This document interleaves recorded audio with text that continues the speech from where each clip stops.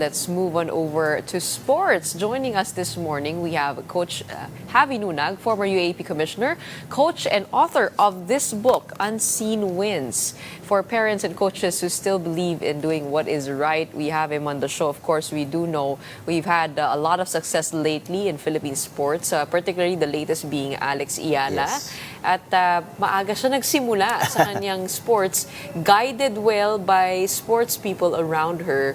But for you, what is the inspiration for this book? You talk to parents and coaches here on how to guide their kids. Well, first of all, good morning. Thank you for having me.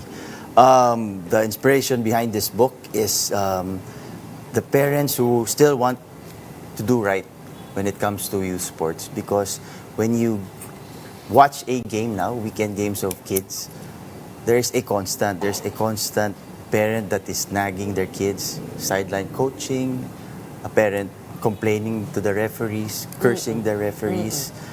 It's actually a sad state right now, and it's very prevalent not only in our country but all over the world.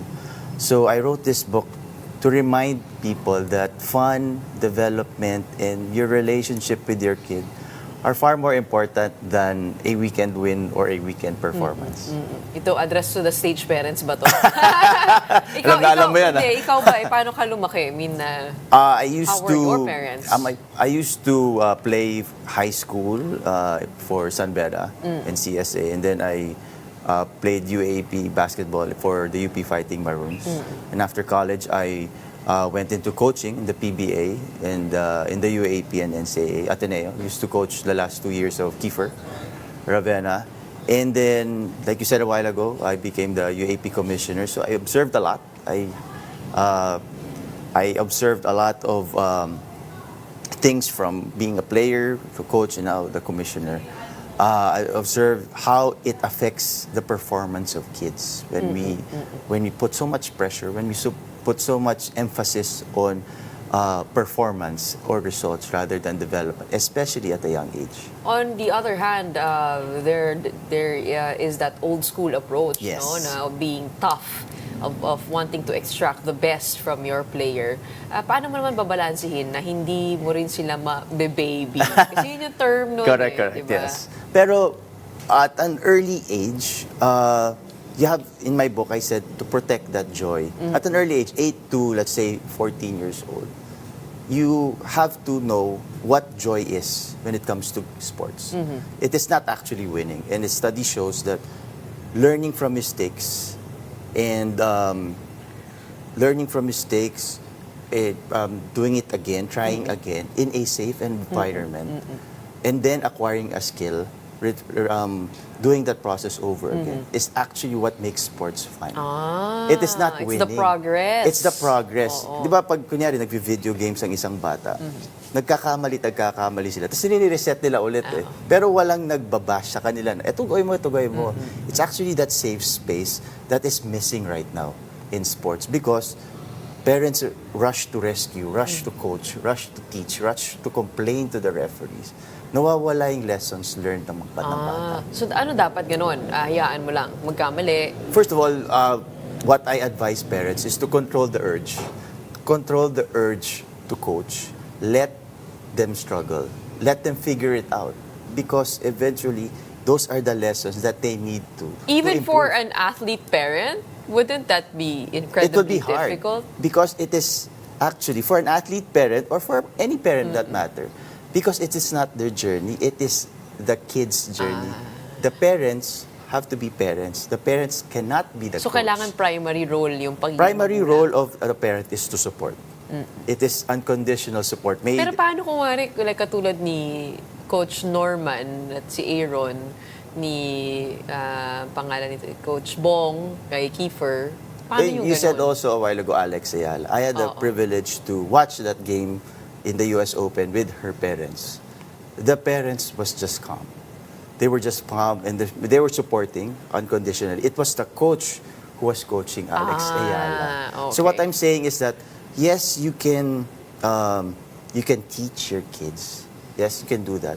But at the same time, when the kid is playing, when they're playing, it is their coach's job to teach them, to coach them. Your job, your primary job, is unconditional love and support.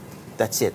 You support them no matter what is happening during the game. But how do you manage giving them real, truthful, constructive feedback?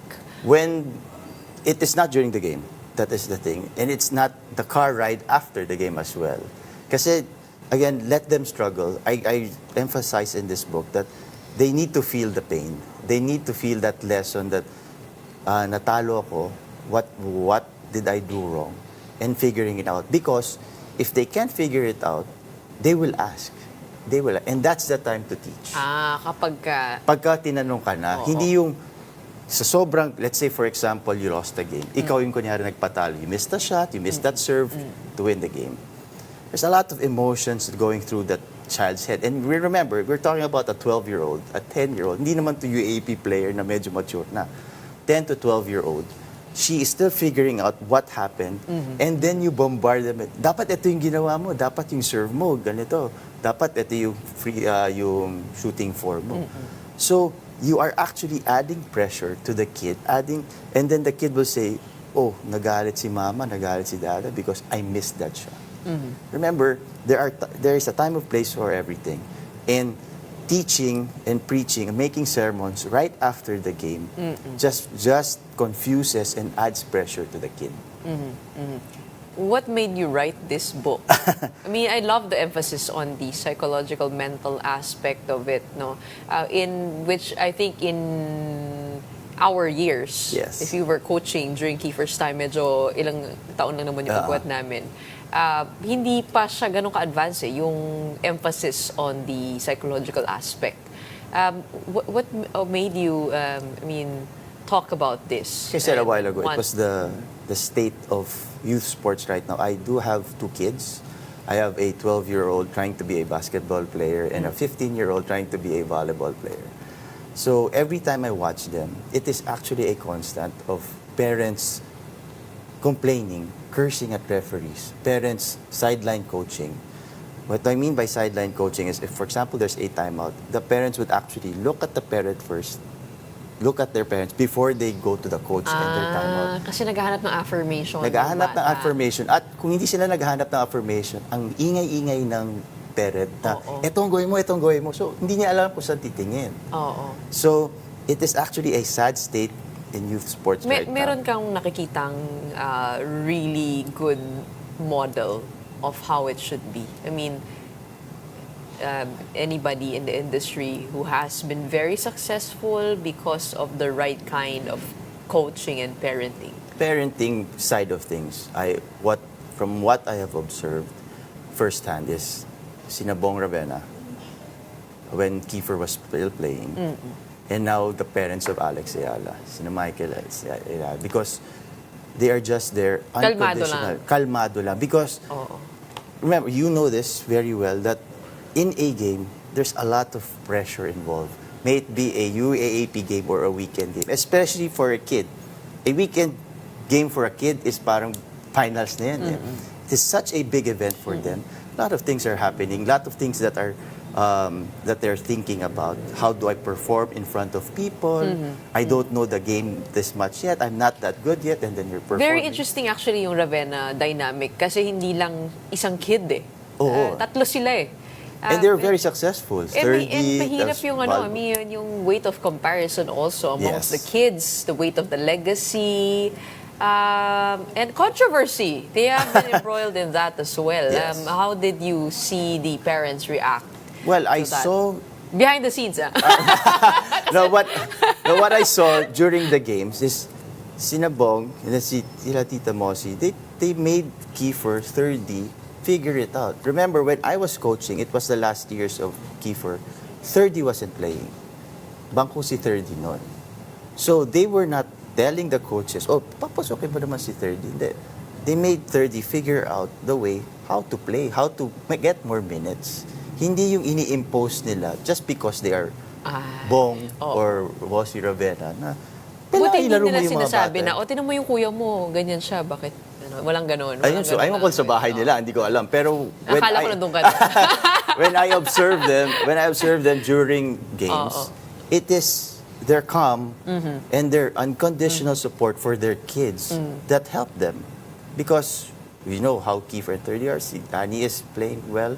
So it is actually not Bong's and Moses' journey. It was Kiefer's journey, different from 30s and different from Danny, which they respected. They allow them to shine with their own strengths. Yes. Oh. Okay, why unseen wins? Because these are the unseen moments in a game that needs to be learned by parents, not by kids. Because we are talking about, this is the state that I'm talking about, sorry, in youth sports, that we are so results oriented. We are so parang panalo, panalo, panalo. But again, like I said, fun, development, and your relationship with your child are more important than... Do you think the parenting and the coaching, I mean, do you think that's a make or break for an athlete? Parenting. Or parenting, do you think that's a make or break? It's actually not make or break. It's more of the impact in your relationship. Mas relationship. Mas so marami values pa rin oriented. nagtatagumpay kahit kumbaga parang absent father and mother. I'll give you an example. For Tiger Woods, he was bombarded. He was really drilled to become a great golfer. But the approach is different for his son. Hindi siya ganun sa anak niya. So there are different aspects. But what I think what Tiger is saying is there is a different strategy when it came to him. Now he is not doing that same strategy to his kid in golf. And how is that working? I think it's okay. I think it's okay. But what I'm saying is that I emphasize your relationship with your child because Alagaan mo. Alagaan mo. Kasi the pressure that comes along with playing a game, lalo na pag ikaw pa yung magbobombard sa bata, nakakadagdag ng pressure and kawawa rin yung bata. Oo nga naman. Alam na alam mo yan. Alam ko yan. Pero hindi na ako magkakwento. Baka sermonan ako. Okay, where do we buy this book? It is available in Amazon.com. Locally, it's available now in my website. It's javiernunag.com. I made it especially for this book. And if they want to contact you for coaching, how do they get in touch? Instagram and Facebook, I'm there. Okay. Yeah. Basketball, what else pa do you teach? Basketball per se, and then also life skills. Life skills. So if you want to be a better coach, want to be a better parent, then contact Coach Xavy Nunag. Maraming salamat for joining us today. Congratulations. Thank you. On your book. Thank you. Good lessons for life that we need to apply, not just in sports, but also in our careers and in our professions. In the